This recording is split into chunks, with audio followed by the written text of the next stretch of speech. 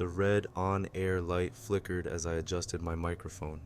My name is Dan Holloway, and for the past 5 years I've hosted Midnight Screams, a late-night radio show where I read eerie stories submitted by my listeners. Most were urban legends, campfire tales, or over-the-top horror fiction. But lately, the stories felt different, too real, too visceral. I remember the first one that unsettled me. It was called The Man in the Alley. The writer described a woman walking home late at night, hearing footsteps behind her. The tension built as she quickened her pace, but the footsteps matched her. She reached her door, fumbling with her keys, only to feel hot breath on her neck. The story ended abruptly, leaving her fate unknown. A week later, I saw the news. A woman had been murdered downtown, found just outside her apartment door. The details matched the story almost exactly. I brushed it off as coincidence, but unease gnawed at me.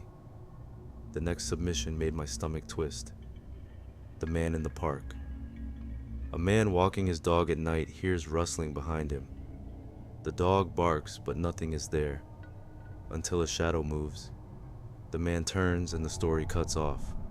The next morning, I read about a local jogger found dead in a park. Was this some elaborate hoax, a sick prank, or something worse? I started paying more attention to the emails that submitted these stories. One name kept appearing, J. Carter. No profile picture, no details, just the same cryptic email address, week after week. Determined to figure this out, I announced on my show that I'd be doing a live reading, inviting J. Carter to call in. To my surprise, he accepted. The phone line crackled.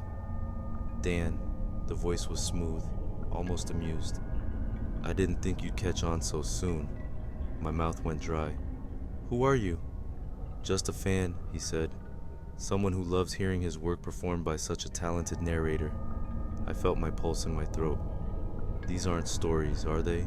A long pause, then a chuckle. You finally get it. You give them life, Dan. The way you tell them, it's like poetry. It makes it real. My hands trembled as I reached for the station manager, signaling to trace the call. Why are you doing this? Because I can. Because it's fun. Because you make it better. His voice dipped into something almost reverent. It wouldn't be the same without you. A chill wrapped around me. You're sick. And you're complicit. The call went dead. The show ended in chaos. The station manager called the police, but the trace led nowhere. No leads, no real identity. Just the haunting knowledge that somewhere out there, a killer was listening. That night, I couldn't sleep. Every sound made me jump. Then my email pinged. Another story from J. Carter. The title, The Radio Host. I stared at the screen, my pulse pounding. Against my better judgment, I opened the file. The first line sent a chill down my spine. Dan Holloway adjusts his microphone, unaware of the eyes watching him through the station's glass window. My breath caught. I turned instinctively to the darkened studio window behind me, but all I saw was my reflection. Still, I couldn't shake the sensation of being watched. I kept reading. He doesn't know that tonight, he won't be going home. That the man outside has waited for this moment for weeks. That soon, he'll be part of the story, just like the others. A cold sweat broke across my skin.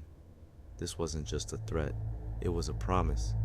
I jumped out of my chair and locked the studio door. The security guard was usually nearby, but when I called out, there was no answer. My fingers fumbled as I reached for my phone. 911. I had to call 911. Before I could dial, the station lights flickered. A soft creak echoed from the hallway. Footsteps. They were slow, deliberate, moving closer. I backed against the control board, my heart hammering. The doorknob rattled. I held my breath. Then silence. I swallowed hard, my fingers still gripping my phone.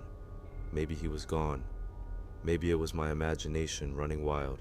Ping, another email. My eyes darted to the screen. See you soon, Dan. I bolted from the room, sprinting down the hall. The emergency exit was ahead, but as I reached it, I saw a shadow move just beyond the glass. No way out. I ducked into a storage closet, locking the door behind me. My breath came in short gasps. The walls felt like they were closing in. I checked my phone, no signal. Then the sound of paper sliding under the door, a printed page, just like the stories I read every night. With shaking hands, I picked it up. This is where Dan makes his final mistake.